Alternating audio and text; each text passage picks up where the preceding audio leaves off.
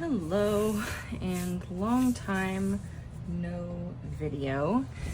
I have not been posting videos, but I did make a baby and now I have a baby. So that's why it's been a minute since you've heard from me. And yeah, no promises about like oh, hello, a needle. No promises about regularity of videos, but it is like important to me to keep making art for my own sake, and it is important to me to keep sharing about it because it brings me joy to share about the things that I make that bring me joy. And also, it doesn't hurt to sell a thing every now and then. So I just wanted to share with you, this was kind of an experimental style of junk journal that I made because someone had floated the idea to me about putting some of my items in a shop, and I thought, well, I love making journals. That's something that I'm like passionate enough about that I could just like knock a bunch out and have them, available to stock in a shop. I think I hear my baby crying. Let's see how long I can get away with this. My husband should be able to take care of some of her needs, but if she's hungry, that's on me. And so I thought, well, okay, I want to make journals for this shop, or to be able to put it in any shop, hypothetically. But I feel like the sort of journal that I tend to make that's like super elaborate and that is the sort of thing that junk journalers, people who are already junk journalers, would totally understand, is not necessarily something that your average person walking into a shop and just browsing the wares is going to understand or be drawn to. Or, I think a lot of the journals that I make, people who aren't already familiar with junk journaling would kind of think like, what do I do with this? Why should I pay so much for this? And so I wanted to make something that could be made a little, cheaply is not the word, but at a little lower cost, and therefore sold for a little lower cost, and still be really beautiful, and also be approachable to someone as a journal who's not necessarily, who maybe like would be into junk journaling or creative journaling of some kind, but hasn't necessarily heard of it, and I'm not there to explain it to them. So this is an old Reader's Digest cover, and then I made this velvet spine, which is sewn to bookbinding tape, and the bookbinding tape, which is very strong, is attached to hold the inner spine and the covers together. So I'm just going to do a quick flip through, and I'll probably just put some music over it, because if you've seen any of my other videos, you've probably heard me talk about most of the papers that are in here. This is some of my coffee dyed lace paper that I make with placemats. Anyhow, yeah, I'm just going to hush now and flip through and enjoy. In the darkness and the cold, I cut away the deadly old, the tired pieces of my former me.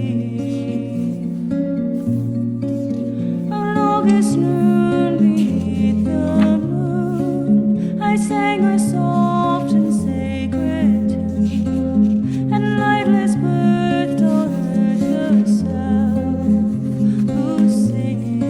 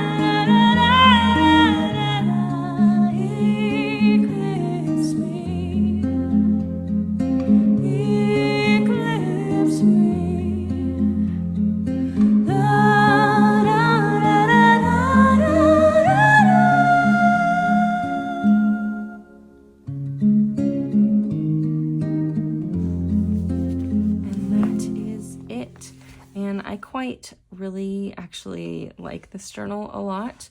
I like this method of using the fabric and the book binding tape. It was a little rough on my sewing machine needle. So I don't know if I'll do it again, but I'd like to. And I really like how it looks on here. I definitely want to hunt down. This was the last of my Reader's Digest covers that I had available, so I definitely will need to hunt down some of those as the condensed classics. But yeah, that is my latest journal, and I haven't listed this one in my shop because I was thinking about putting it in that physical shop, but if you do want it, message me and we can figure it out, probably, unless it says in the caption that it's gone, or I don't know, I'll tell you if it's gone. But anyhow, thanks for watching, and hopefully I'll see you again in not too long in my next video. Love you. Bye.